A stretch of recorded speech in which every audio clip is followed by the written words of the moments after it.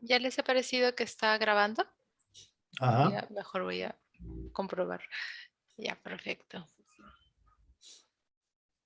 Muy bien, ahora sí, voy a dar el acceso a los participantes.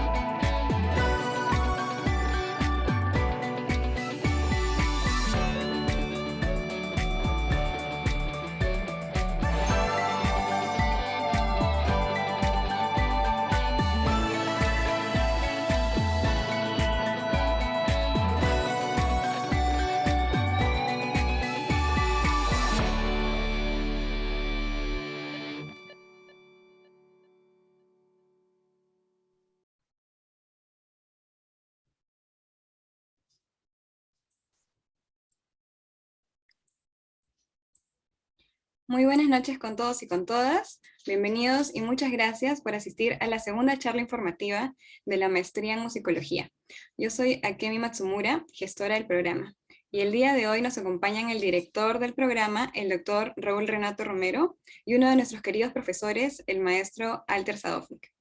En la primera parte de la charla escucharemos al profesor, quien expondrá sobre su experiencia como docente en nuestro programa.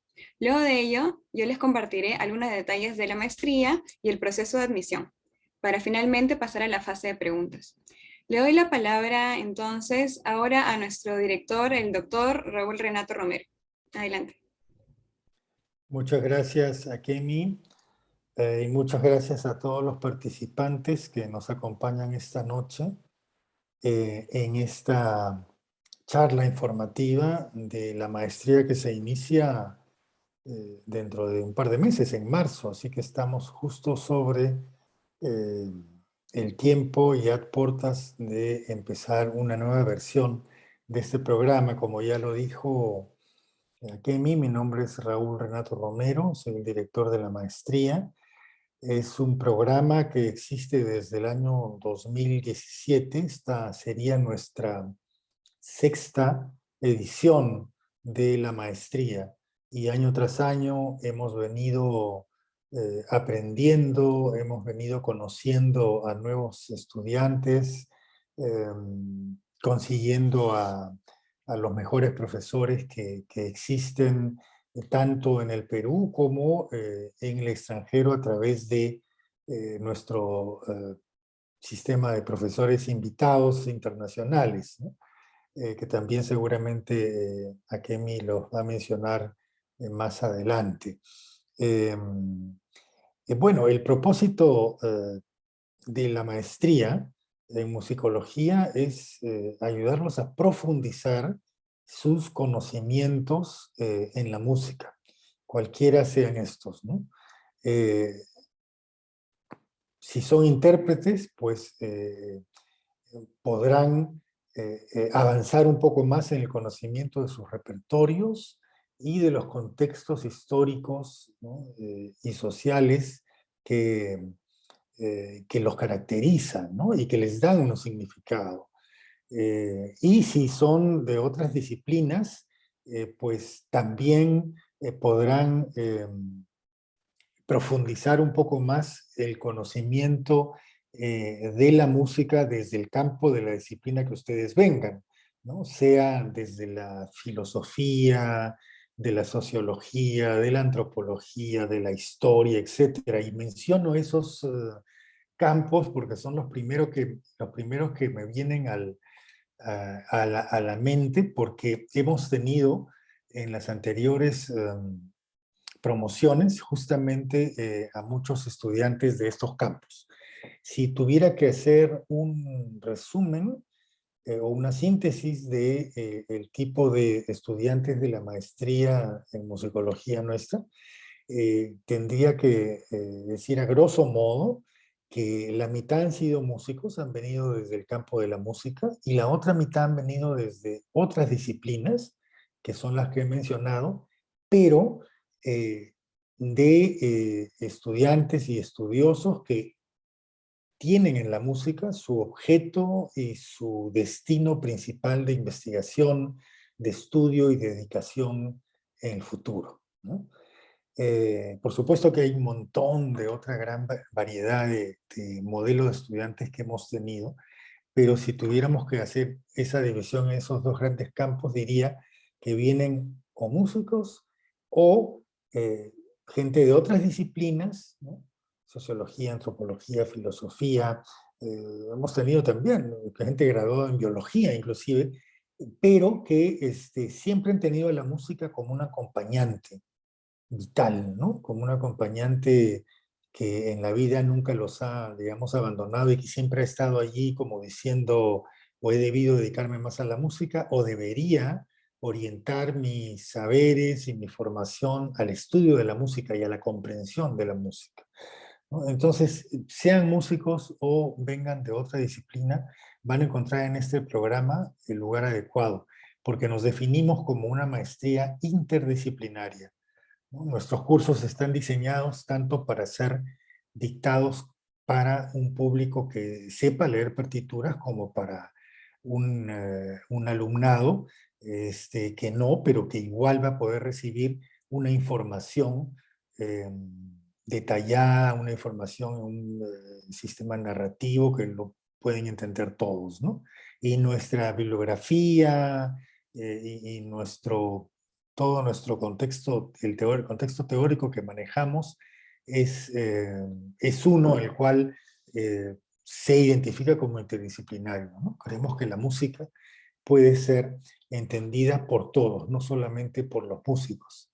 Habiendo dicho esto, también hay que decir que sí protegemos mucho a ese trabajo que el músico está acostumbrado a hacer, que es, por ejemplo, el análisis musical, ¿no? O que es, por ejemplo, la historia de la música, ¿no? Historia de los repertorios, análisis de repertorio, análisis de intérpretes.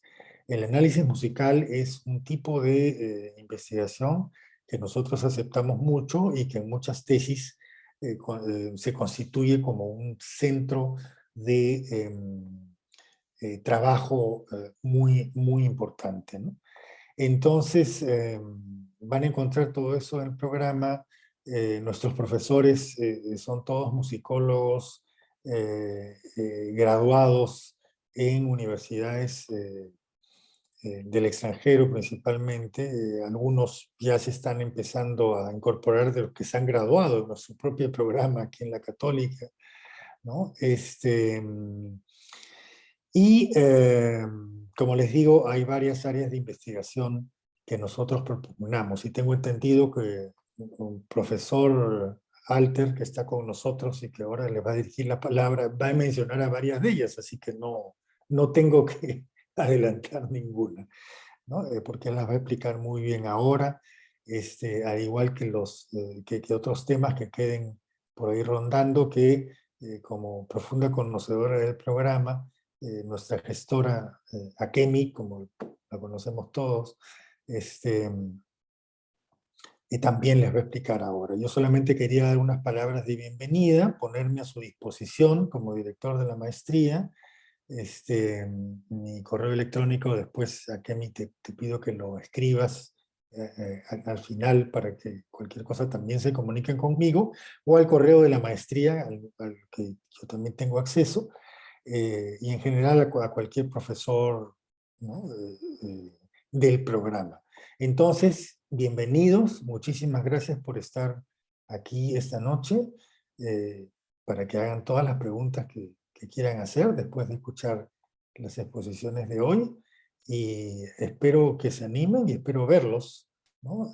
En los cursos que tengamos a partir de marzo de este año. Un fuerte abrazo para todos, cuídense mucho también.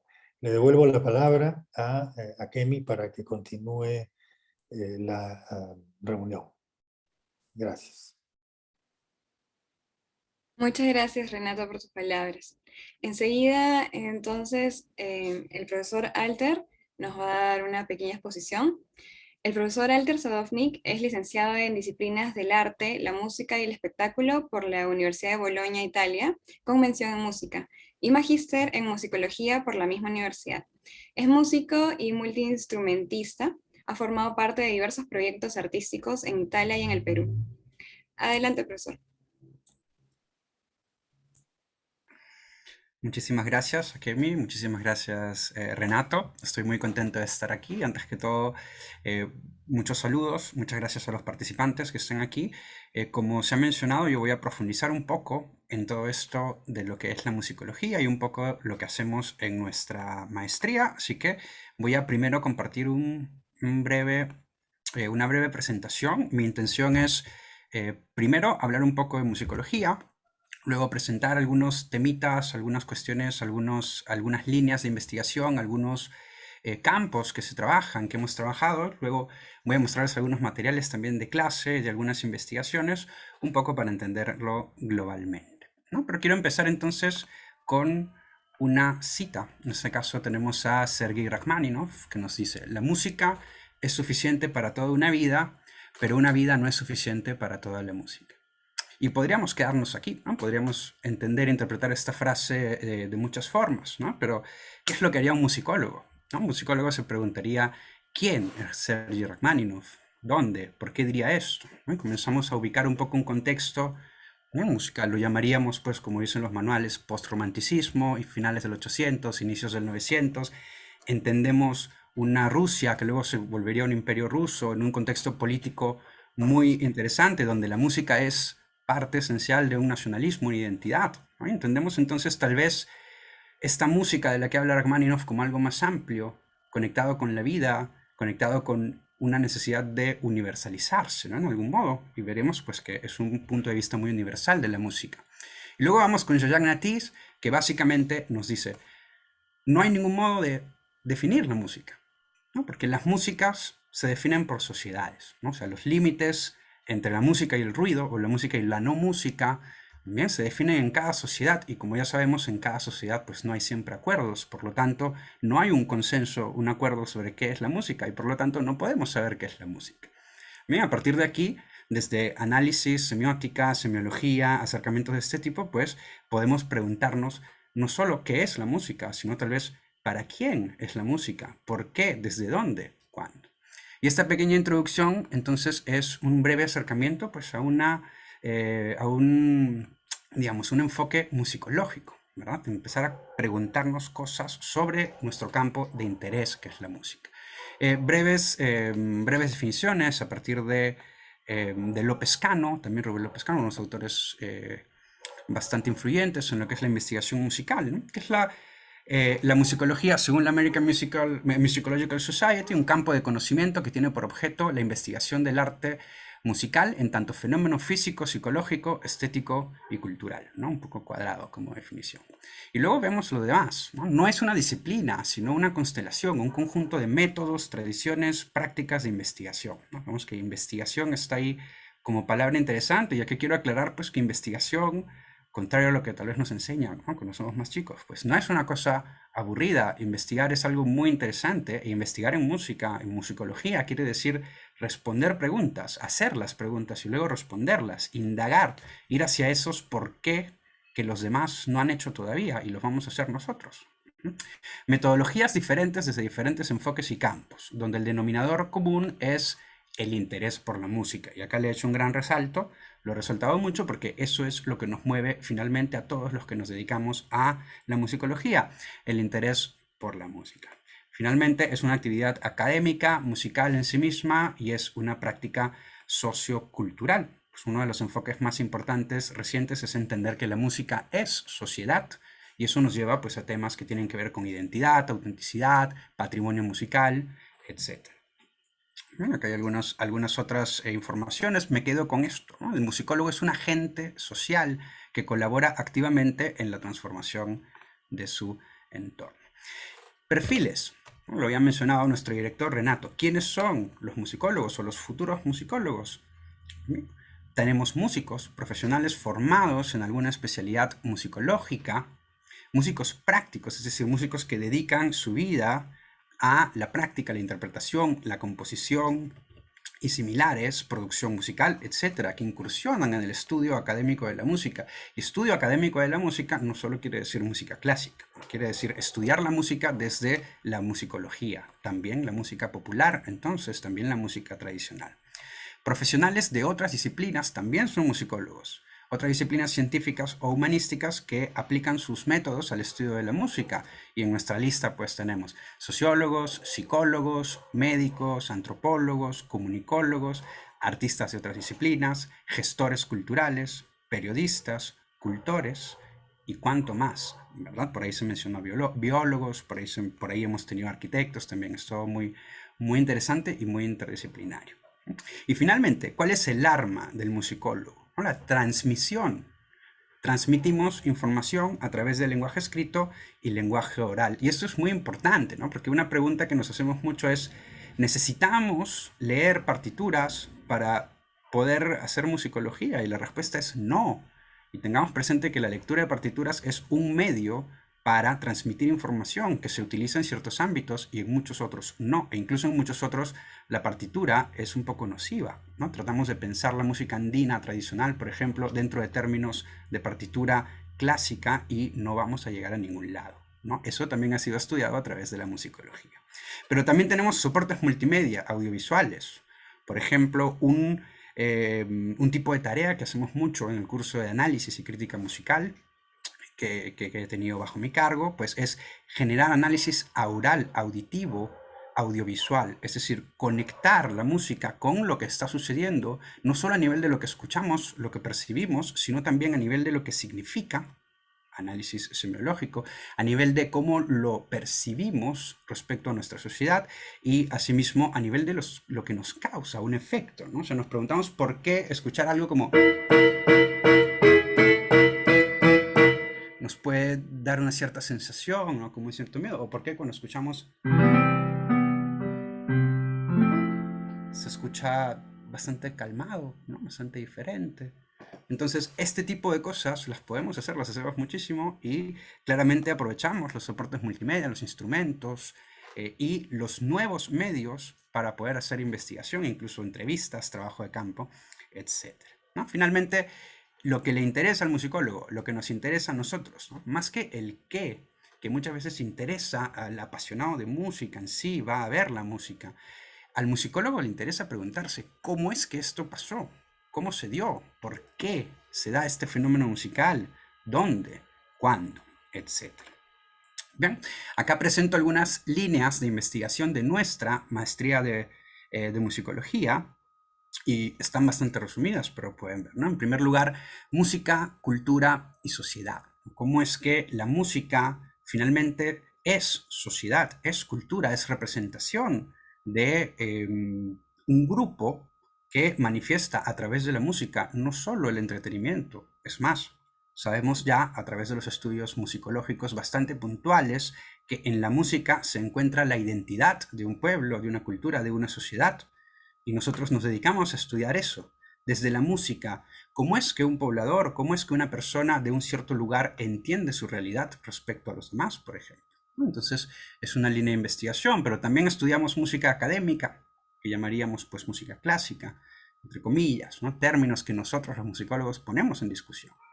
Música académica y música popular, nuevas teorías de análisis, nuevos acercamientos de cómo hoy en día, en el 2021, nuevos medios, nuevas tecnologías, nuevas formas de entender la música están ahí a nuestro alcance y nosotros nos dedicamos a eso.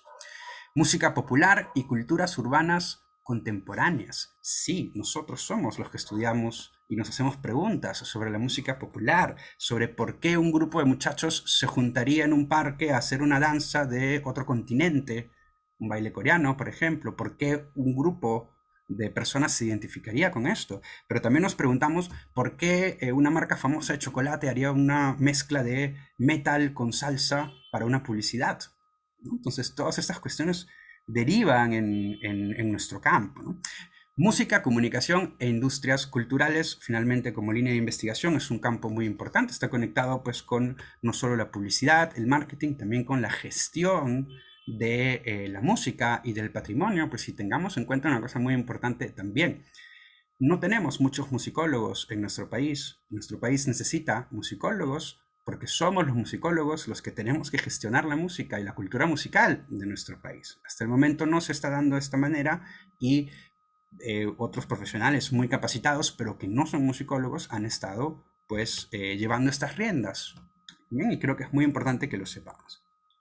Acá quisiera presentarles velozmente algunas investigaciones recientes, algunas tesis que se han presentado en nuestra maestría, que tienen diferentes campos, diferentes líneas de investigación, ¿no? Primero tenemos a Daniel Cudó, cuya tesis El proceso de catalogación del archivo musical del convento de San Francisco de Lima, pues es un trabajo en lo que es historia, historiografía, catalogación, archivación musical, un gran aporte que abre puertas a seguir trabajando pues en este campo que tiene muy olvidada la música de hace 300, 400 años y es hora, ¿verdad?, de recuperar un poco esta información. Por otro lado tenemos a nuestro querido maestro Laureano Rigol, habla de la identificación de elementos rítmicos y tímbricos de procedencia abacua en la producción discográfica Son de los Diablos de la Asociación Cultural Perú Negro, y es un excelente ejemplo de una línea de investigación que estamos llevando muchísimo ahora, y es volver a entender cómo es que se dio el renacimiento afroperuano a partir de la segunda mitad del 900 y cómo es que mucha de esta información puede ser fiable o no a partir de cómo se presentó. Dos investigaciones más. Celso Garrido Leca como compositor de música incidental para teatro, rasgos de una identidad en el género musical. Y esta investigación es un claro ejemplo de una investigación, una tesis interdisciplinaria que desde la idea de la música también abarca el teatro, el espectáculo y por lo tanto también la relación con el público, con la identidad, con el género musical, etc. Por último de estas investigaciones tenemos la tesis de José Francisco Melgar, la construcción de lo punk en el discurso historiográfico sobre la música de la banda Los Saicos. Y aquí estamos en otro campo, música popular, música e historia, sociología de la música, historia de la música, y finalmente con esta investigación respondemos un poco a esa pregunta que nació un poco de broma entre el hablar por ahí, pero ¿qué tan punk son Los Saicos? Pues acá está y lo hemos respondido y lo sabemos. Ya, yo no les spoileo nada, les dejo leer la tesis que está en nuestro repositorio si quieren ir a verla. Entonces, como última parte, lo que quiero hacer es mostrarles algunos pequeños materiales bastante recurrentes que utilizo en mis clases para mostrarles un poco hacia dónde nos vamos, ¿no? Aquellos que están familiarizados con la teoría de la música, con la historia de la música, pues entenderán lo que tengo en pantalla, es algo muy básico, pero lo que yo quiero explicarles es que nosotros podemos hacer análisis formal, estructural incluso, es decir, entender cómo es que una música se da en partes diferentes, cómo es que se va presentando, cómo es que tiene una narrativa, una lógica, una secuencia en el tiempo de eventos, de sonidos. Nosotros podemos estudiar esto y lo hacemos sin necesidad de recurrir a la partitura. De hecho, utilizamos medios híbridos donde la partitura en tiempo real con la música y estas otras estructuras pues nos permite hacer el análisis en el momento. ¿no? Esto se puede hacer tranquilamente de manera presencial, así como también de manera virtual, y así es como lo hemos estado trabajando, ¿no? Entonces podemos entender esto, y es muy importante entender una forma sonata, como lo estamos viendo en este momento, porque hoy en día nuestra música está directamente emparentada a lo que sucedió a partir de lo que Beethoven y muchos de estos grandes maestros hicieron en un cierto periodo. Entonces es muy relevante también entender esto desde la música, pero también vamos al otro lado, ¿no? También ponemos un poco en cuestión las problemáticas, los dilemas de la escritura musical, ¿no? Es decir, la partitura es un sistema muy útil para ciertas cosas, pero en otros lugares, como podemos ver en esta imagen, pues tiene absurdidades, tiene problemas que el tiempo ha ido poco a poco sacando a la luz, y hoy en día nos dedicamos a entender, ¿es el mejor modo la partitura? ¿Sirve? Acá entra en juego pues la didáctica musical, la pedagogía, incluso la psicología de la música. ¿Bien? Eso es un ejemplo de cómo hoy en día estamos investigando sobre nuevos modos de presentar la música, de leerla, de enseñarla incluso. Hay propuestas de tesis interesantes sobre cómo el piano roll o el DAW, la imagen, la interfaz, no solo son una nueva partitura, entre comillas, sino hacen mejor lo que el trabajo de la partitura quería hacer.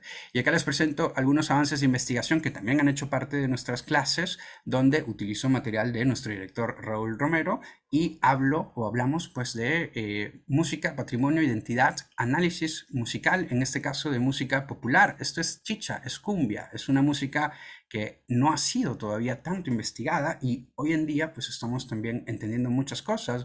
Un aspecto, por ejemplo, interesante de esto es cómo la música en los últimos años ha sido utilizada por los medios, ha sido utilizada por los políticos, por quien quiere dar un mensaje. ¿Cómo es que una cumbia, una chicha, en tal momento, en tal lugar, es utilizada por alguien para algo?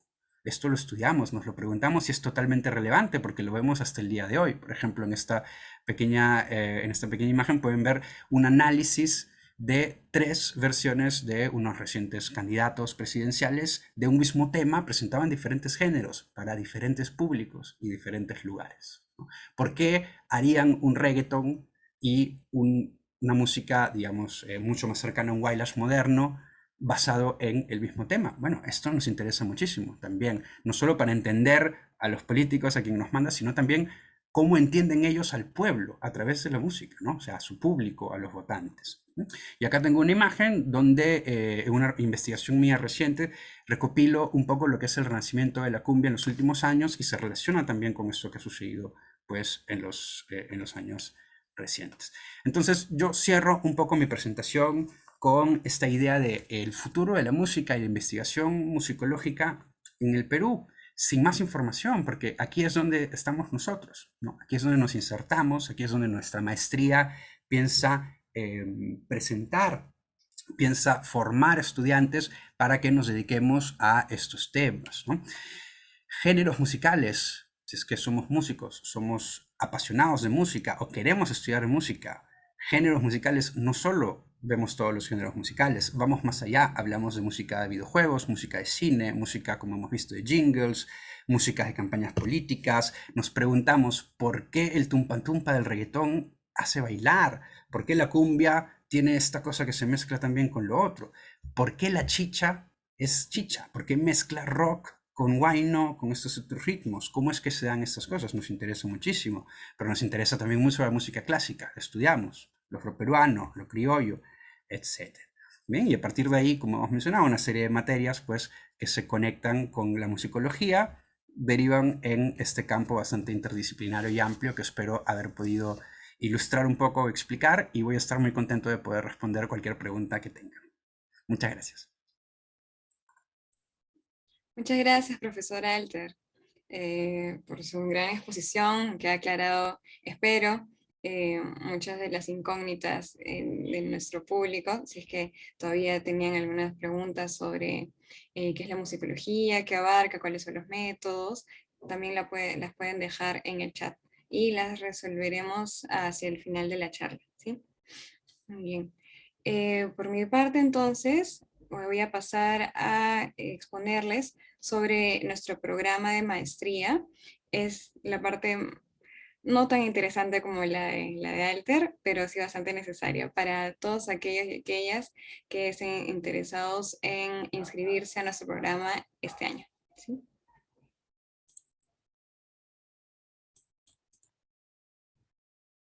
Paso a compartir.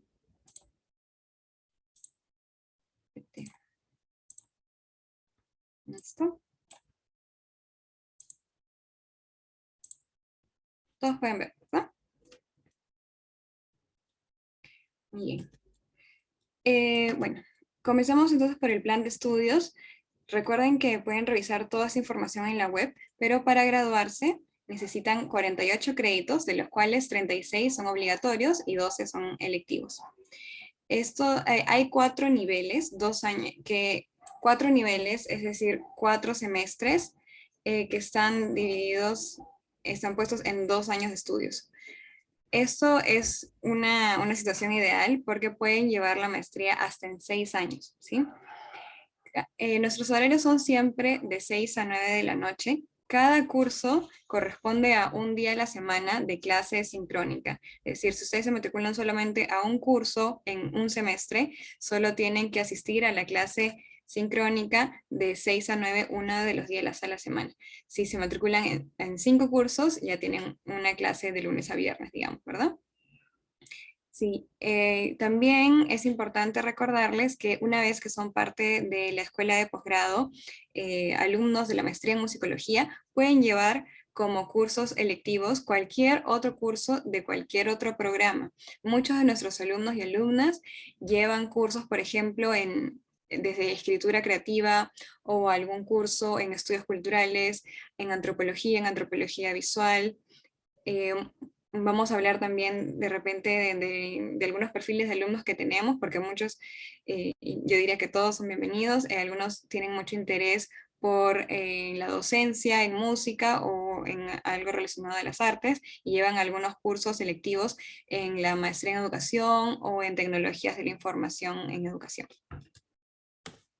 Bueno, ese es nuestro plan de estudios, lo pueden revisar en la web. Como les estaba diciendo, tenemos 4 niveles, un curso electivo por semestre, y hay un curso, solamente hay una cadena, hay 4 cursos que van encadenados que corresponden al proceso de tesis. Seminario de Investigación Musical 1, en donde el profesor o la profesora da un marco sobre cómo es la investigación musical. En el semestre 2, el Seminario de Investigación Musical 2, ahí sí empiezan a ver su tema de tesis, a desarrollarlo, y en Seminario de Tesis 1 y Seminario de Tesis 2, los cursos correspondientes al segundo año, tienen que desarrollar su tesis junto a un asesor. Los otros cursos no están encadenados, están dispuestos por semestres, pero de acuerdo a de repente su horario, su disponibilidad, pueden en muchas ocasiones llevarlos de forma desordenada. Nuestros cursos selectivos, hay una lista en la web, pero también les quisiera comentar, quisiera enseñar los cursos que se han estado impartiendo durante los últimos, bueno, durante todos nuestros años en que hemos tenido este programa, ¿sí?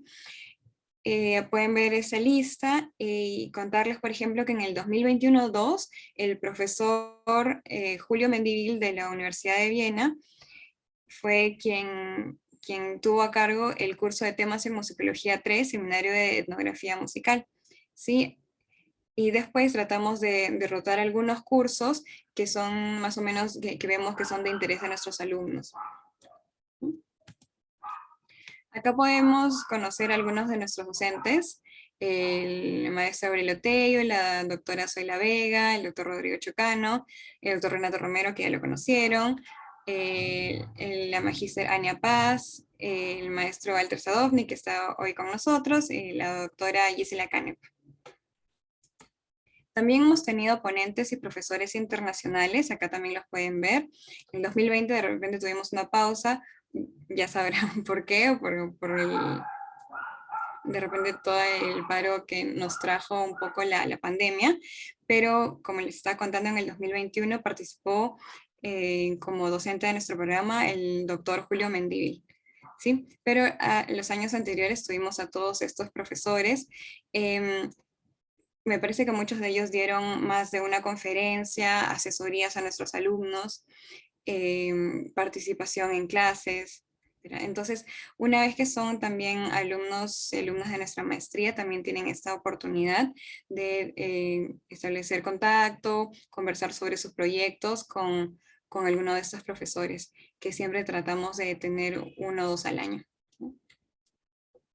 Para obtener el grado, tienen que cumplir ciertos requisitos. Aprobar los cursos correspondientes al plan de estudios, que ya les informé cuáles son. Acreditar el conocimiento de idioma inglés en el nivel exigido, que es el nivel intermedio, pero si alguno tiene algún otro idioma, por ejemplo francés, me parece que la universidad también acepta quechua, con anticipación se puede hacer un trámite para que puedan convalidar el conocimiento de ese idioma, ¿sí? Alemán, creo que también ahora aceptan japonés. Y finalmente, otro requisito es sustentar y aprobar la tesis de grado. Al término de 1 año de estudios, o bueno, si hicieron el primer año que les enseñé de repente durante 2 años y cumplieron con todos los cursos del primer año, tienen la posibilidad de acceder al diploma de 1 año, ¿sí? Sin ningún costo adicional, pero es una, digamos, una diplomatura intermedia. Algunos la pueden usar para tener algunas opciones de trabajo cuando ya cumplen con 1 año dentro de nuestra maestría. Bueno, sobre el proceso de admisión, lo primero que tienen que hacer es ir a nuestra página web, que van a encontrar más o menos esta imagen, ¿sí? Hay 2 botones, el de la admisión, en donde van a tener toda la información que necesitan, y el de inscripciones, ¿sí? Para que ya empiecen su inscripción.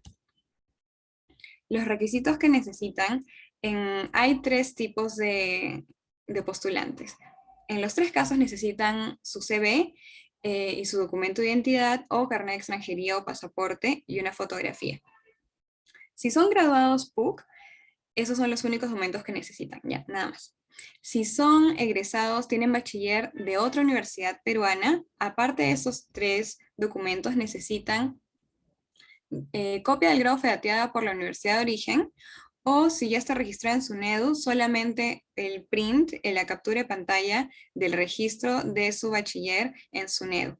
Si aún no tienen su bachiller en SUNEDU, si no tienen todavía su grado de bachiller, pero está en trámite, son bienvenidos a la admisión. Solamente tienen que dejar su constancia de bachiller en trámite para poder iniciar su proceso de admisión, ¿sí? Solamente con ese documento.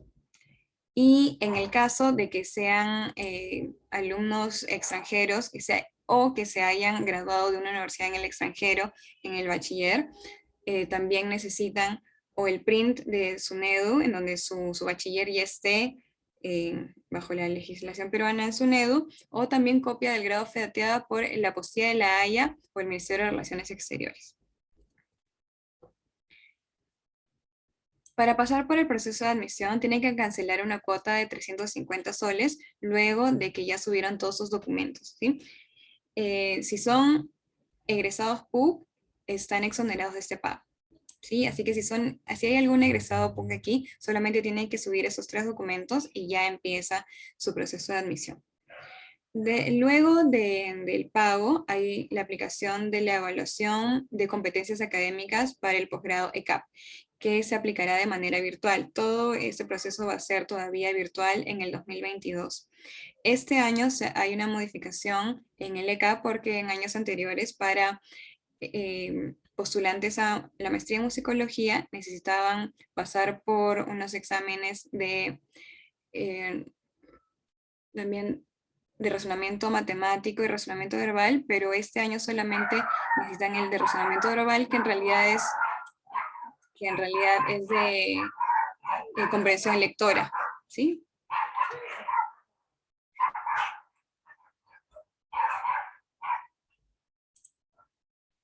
Adicional a eso, necesitan solamente un documento adicional, eso es lo que les estamos pidiendo. Un documento no mayor a 3 páginas donde el alumno exprese los intereses y motivaciones para seguir la maestría, o también llamada una carta de motivación no mayor a 3 páginas. Por favor, en esta carta explíquennos, o sea, es un espacio para que nos expliquen por qué están interesados en nuestra maestría. Así, en realidad es solamente para conocerlos mejor, saber sus intereses, y de repente ya tienen algunos temas en mente, también nos pueden explicar qué temas son. Si no los tienen, también está muy bien, pero que nos expliquen por qué quisieran ser admitidos, ¿sí? Todo eso sí es para conocerlos mejor, y finalmente en las entrevistas ya tener bastante información de ustedes y hacerles las preguntas correspondientes. ¿Sí? Entonces, todos los postulantes tienen una entrevista con parte de nuestro comité directivo. No se preocupen por ello, es una entrevista corta de máximo 20 minutos con el director y alguno de nuestros profesores.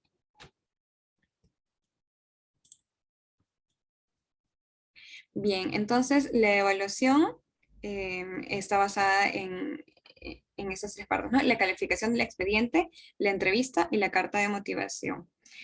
La prueba ECAP es referencial, es obligatoria que la tomen, pero no es parte de nuestra evaluación. Es decir, si les va muy mal, bueno, sobre todo antes que había razonamiento matemático, si les va muy mal en esas áreas, no quiere decir que no vayan a ser admitidos, ¿sí? Es referencial el ECAP. Bueno, entonces les dejo aquí las fechas importantes. Solamente se pueden inscribir online hasta el 3 de febrero. Es decir, hasta el 3 de febrero pueden ingresar todos sus documentos. Y esos tienen que ser aprobados por la escuela de posgrado. Así que les pediría a todos y a todas interesados e interesadas que empiecen su proceso desde ya, para poder también ayudarlos con cada uno de sus papeles. Aparecen muchas preguntas en el camino, ¿sí? Entonces, para poder ayudarlos con tiempo, empiecen a registrarse, a poner sus datos en el link de inscripción. Luego pueden hacer el pago hasta el 4 de febrero, un día después, si es que les agarra el cierre. Y la entrega de requisitos adicionales, es decir, la carta de motivación, es todavía hasta el 11 de febrero. Para el ECAP hay 3 fechas dependiendo del día en que cancelen el proceso de admisión. Recuerden que una vez que cancelan el proceso de admisión tienen que estar atentos al correo que han dejado y a su teléfono, porque ahí les van a enviar toda la información que necesitan para el ECAP, que es totalmente virtual. Hay, me parece, un monitoreo. Nosotros no manejamos el ECAP, sino que está centralizado en la universidad, en la oficina de admisiones. Así que sí, estén atentos a su correo, que ahí les van a explicar todo. También está en la página web. Las entrevistas en líneas serán entre el 22 y el 24 de febrero. Solamente una de esas fechas, no tienen que venir 3 días ni nada. Entre esas fechas seleccionaremos una y lo citaremos en un horario específico, más o menos, como les digo, máximo media hora cada uno, pero normalmente es entre 15 y 20 minutos. La publicación de resultados será el 1 de marzo y el inicio de clases es el 21 de marzo. Una vez que son admitidos, ahí les enviamos también toda la información para nuevos admitidos, para que pasen por toda su matrícula. Recuerden entonces que pueden elegir los cursos que deseen en el semestre. Pueden llevar los 4 cursos correspondientes, o también pueden llevar solo 1, 2 o 3. Sobre la información económica. El costo total del programa es este monto que ven, pero es el costo total de los 2 años, ¿sí? Los pagos más bien son mensuales y se dividen por semestres, ¿no? Entonces depende mucho de a cuántos cursos se inscriban, cuánto van a pagar mensualmente. Si se inscriben a los 4 cursos ideales que deben llevar en un semestre, 4 cursos equivalen a 3 créditos cada uno. El costo por crédito es de 651.10 soles, ¿sí? Si lo multiplicamos por los 12 créditos que llevan en un semestre, en donde están llevando todos los cursos que les corresponden, sería ese monto de ahí, ¿no? 9.013 soles durante todo el semestre. Ese monto se dividirá en 5 boletas. Acá hay otro ejemplo, ¿no? Si solamente se matriculan en 2 cursos de 3 créditos cada uno, entonces serían equivalentes a 6 créditos, ¿verdad? Entonces esos 6 créditos multiplicados por el monto por crédito de 751.10 soles, da un monto de 4.506.60 soles a pagarse durante todo el semestre, dividido en 5 boletas, ¿sí? Entonces acá les he hecho un cálculo en que si llevan los 4 cursos, en la primera boleta, todos siempre tienen que pagar igual, lo que corresponde a la matrícula y 2 créditos. O sea, todos van a pagar en la primera boleta 1.630 soles, ¿sí? Si llevan los 4 cursos, en las siguientes boletas, que son 4 adicionales, cancelarán este monto, 1.877 soles. Pero si llevan, por ejemplo, solamente 2 cursos, será más o menos la mitad. Y en la primera boleta, todos pagan igual, ¿verdad? 2 créditos más la matrícula, que es 1.630 soles. Pero en las siguientes boletas, entre la segunda y la quinta boleta, cancelarán un monto de 751.10 soles. ¿Sí? Hay algunos descuentos. La universidad otorga 10% de descuento no acumulable con otros descuentos a los egresados PUC y cuenta además con un sistema de becas para alumnos destacados. El siguiente es: la universidad otorga 50% de descuento o hasta 50% de descuento a profesores y jefes de práctica de la universidad. Si es el caso de alguno de ustedes, tiene que hacer un trámite con su departamento académico. Por ejemplo, muchos de nuestros alumnos han sido o son profesores dentro de la Facultad de Artes Escénicas o también de alguna otra facultad y tienen ese derecho, ¿no? De tramitar un descuento que, bueno, lo van a llamar préstamo, pero una vez que aprueban todos sus cursos y se gradúan, se les condona el préstamo, entonces es como un descuento de 50%. Y si tienen la posibilidad de pagar todo el programa al contado, tienen un descuento de 5%. Hay algunas becas y financiamientos que pueden encontrar en la página web. Hay las externas de entidades bancarias y no bancarias, las de Pronavec del gobierno, y la que mencionábamos siempre es el PAIP, el Programa de Apoyo a la Investigación para Estudiantes de Posgrado. Esta es de la PUC. Y les comento que las ayudas financieras o las becas se otorgan siempre a los alumnos que ya son admitidos y están matriculados. ¿Sí? El PAIP era uno de ellos, en donde te otorgaban 5.000 soles que podías utilizar para tu tesis, esa es la idea, pero también puedes utilizarla para comprarte libros, para hacer tu trabajo de campo o para terminar de financiarte la maestría. Entonces aquí les he hecho un recuento de becas y financiamientos que se han utilizado en los últimos años. El PAIP que ya les mencioné, este es un externo, Margaret McNamara Education Grants, que es solamente para mujeres. Las becas del Instituto Francés de Estudios Andinos también da becas de maestría y también tiene que ya estar matriculado en algunos de los semestres. Y el año pasado, la Universidad Católica dio este Fondo Extraordinario de Apoyo a la Investigación para Estudiantes PUC. ¿Sí? Y les dejo, por ejemplo, que dentro de nuestro programa ya han habido varios ganadores de estos financiamientos y becas. Entre ellos les dejo acá un listado, ¿no? Del PAIP. El 2019 ganaron 2 de nuestros alumnos y el año pasado ganaron 4.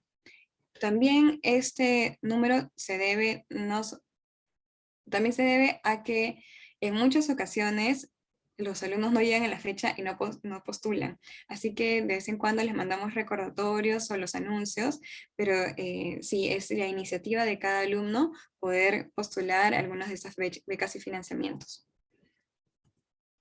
Bueno, y eso sería todo. Acá les dejo el correo, también se los dejo al chat, tanto el que yo contesto, que es maestria.musicologia@puc.edu.p, y por ahí también les dejo el de nuestro director para cualquier consulta.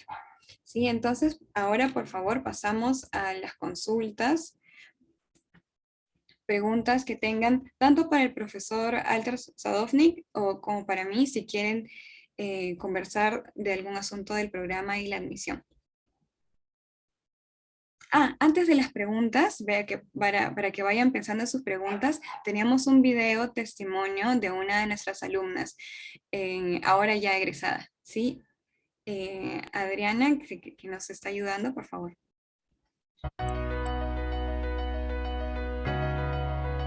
Estoy llevando la maestría de musicología porque me está dando herramientas para poder crecer profesionalmente y para poder ampliar mi visión de artista. La investigación del hecho artístico me permite comprender las diferentes culturas que existen. El hecho de compartir las aulas con compañeros de diferentes campos es una experiencia muy enriquecedora. Ahí puedes encontrar filósofos, antropólogos, músicos, periodistas. Entonces, a eso sumado el aporte también de los maestros, en realidad se vuelve una experiencia que vale la pena el tiempo y todo el esfuerzo que le ponemos para estar acá en la maestría.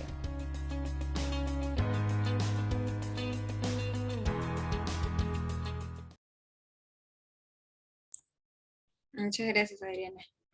Sí, entonces pasamos a alguna pregunta o si no la quieren dejar en el chat, de repente alguno quiera emprender su micrófono.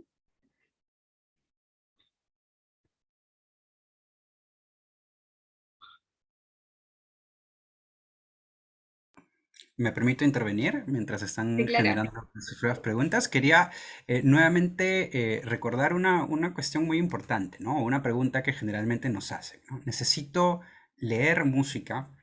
¿Necesito conocer la partitura o la tablatura si soy guitarrista, bajista? ¿Necesito conocer la historia de la música? ¿Necesito saber qué cosa es una nota musical, etcétera? Pues la respuesta es no, ¿no? Esto por una serie de motivos, ¿no? Como hemos tratado de explicar, la maestría tiene un enfoque interdisciplinario y la musicología de por sí es un campo interdisciplinario. Por lo tanto, la lectura de la partitura, la lectura de la música a nivel técnico, entender la armonía, por ejemplo, y la teoría de la música es solo una parte de lo que se hace en musicología y es solo un campo de los diferentes campos que existen. Por otro lado, quien ya conoce la teoría, quien ya conoce la armonía, quien ya conoce la lectura, pues va a poder generar una profundización bastante interesante, porque muchas veces en nuestras instituciones de estudios musicales se nos habla de armonía, teoría, pero nos quedamos ahí. No hablamos de por qué en el 800 se entendía la armonía de esta manera y ahora ya no, ¿no? O por qué podemos decir que músicas muy actuales son muy complejas, entender esta complejidad respecto a otras músicas, y esto a veces no nos lo enseña, ¿no? Entonces la musicología se dedica un poco a esto. Quería solo agregar eso. Gracias.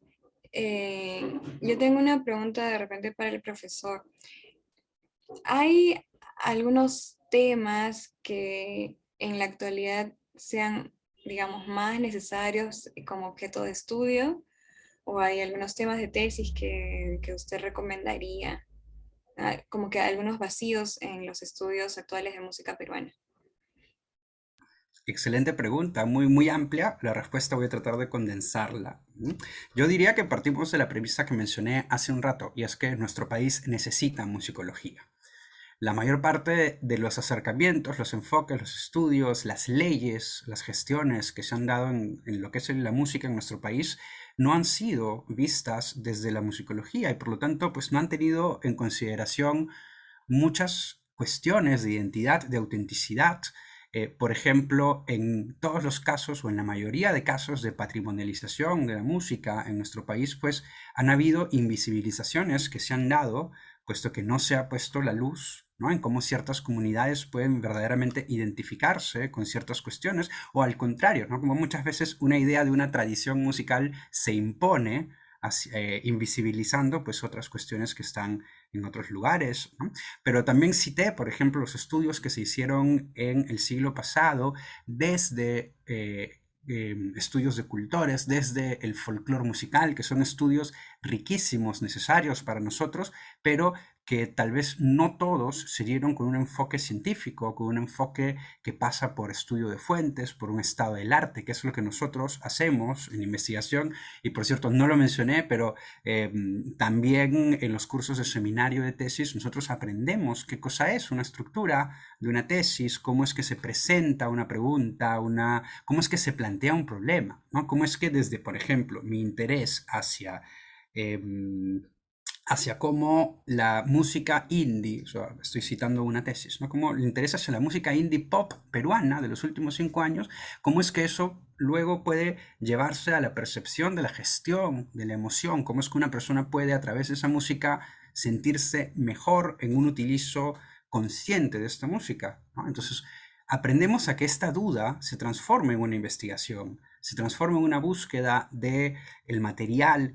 ¿Quién habló de esto? ¿Dónde? ¿Cuándo? Generamos marcos teóricos bastante precisos, nos ubicamos con la literatura actual e internacional, ¿cierto? Trabajamos con mucho material en inglés también, en otros idiomas, pues porque estamos al día con la investigación en general.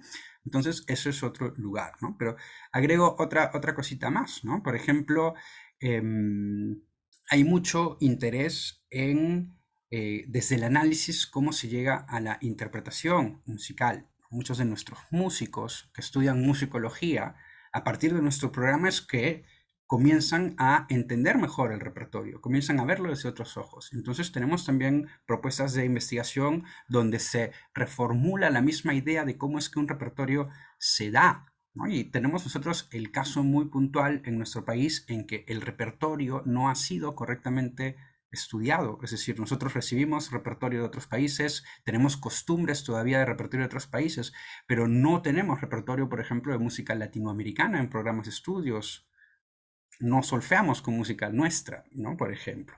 Hay que curar un poco esto, ¿no? Y eso somos los musicólogos que nos tenemos que dar cuenta, ¿no? Oye, hay un problema ahí en la educación musical, pues nosotros nos dedicamos a esto y aplicamos estos conocimientos. Así que ahí he citado algunos lugares, ¿no? Donde podemos agregar. Cito otro pequeño, por ejemplo, el caso de la música clásica en nuestro país. ¿Por qué se da así la música clásica? ¿Por qué la gente no va al teatro? ¿Por qué el teatro te dice que tienes que comportarte de una cierta forma, ¿no? El teatro musical, en un país en el que tal vez no estamos tan acostumbrados a esto. Entonces también la música clásica académica está dentro del campo de interés y actual, ¿no? O sea, preguntarnos hoy en día por qué la música clásica hoy es así y cómo podemos encontrar caminos para entenderla, ofrecerla, apreciarla y adaptarla mejor. Excelente.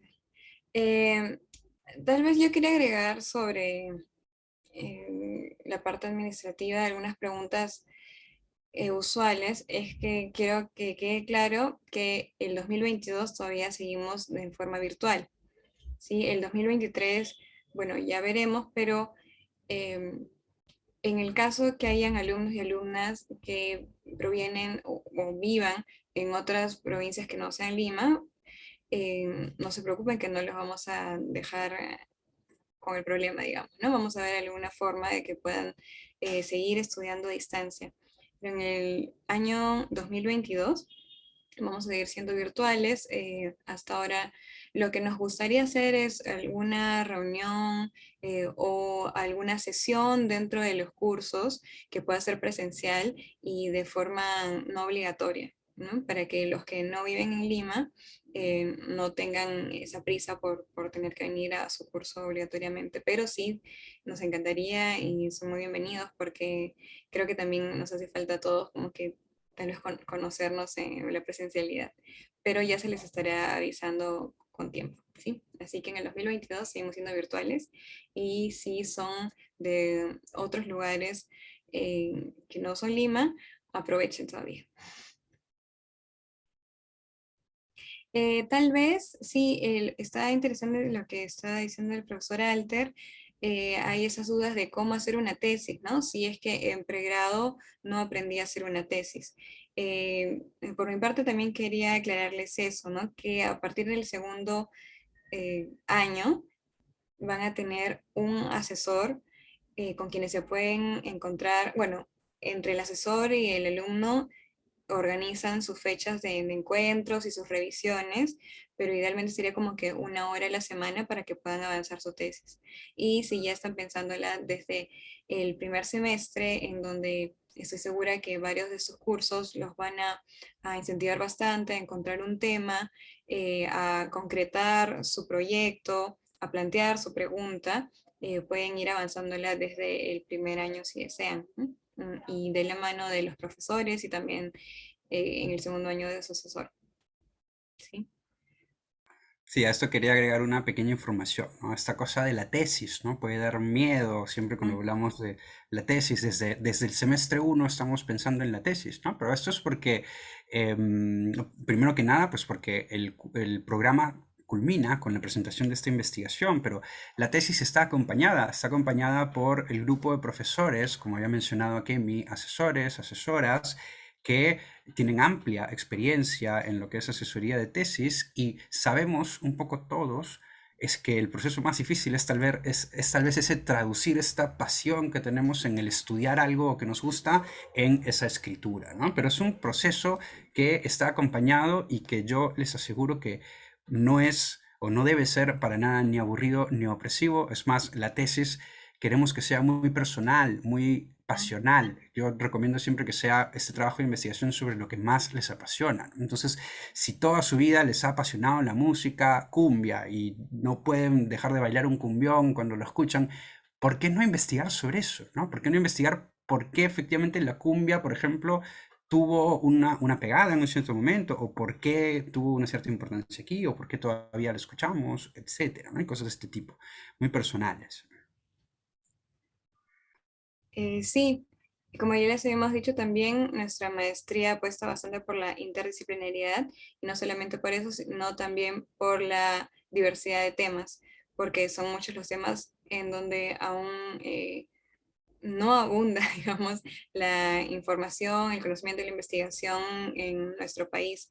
Así que son muy bienvenidas las tesis de diversos temas. Y entre las tesis que ya han sido sustentadas, como ya les enseñó el profesor Alter en sus PPTs, sí hay una gran variedad, ¿no? Desde, bueno, algunos que abordan un poco de más música académica, música clásica, y algunos otros que han tratado de abarcar temas de música popular.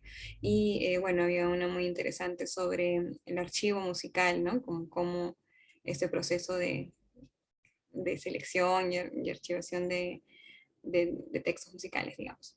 ¿Sí? Y hace poco hemos tenido la presentación de la tesis de Larisa Sánchez, justamente, sobre las comunidades flamencas, por ejemplo, en el Perú.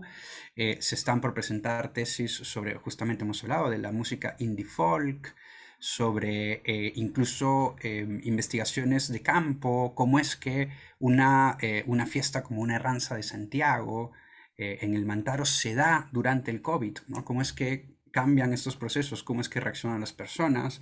Entonces los campos son bastante amplios. Es cierto, son bastante amplios, y las que has mencionado, justo, bueno, son especialmente las que a mí me gustan más, ya que, bueno, yo no soy musicóloga, vengo de antropología, y justo esas tesis me han llamado mucho la atención, ¿no? Como que la relación entre la música y la identidad, o el arte y de la identidad de una comunidad, ¿no? También había una tesis súper interesante y que da mucho pie a estudio, es la música en las iglesias. ¿Sí? Y las influencias que han tenido, ¿no? Desde el rock, y cómo la música influye en algunas dinámicas de la iglesia, por ejemplo. Bueno, entonces, si no hay más preguntas, si nadie se anima a hacernos más preguntas, creeremos que está bastante claro. Recuerden los correos.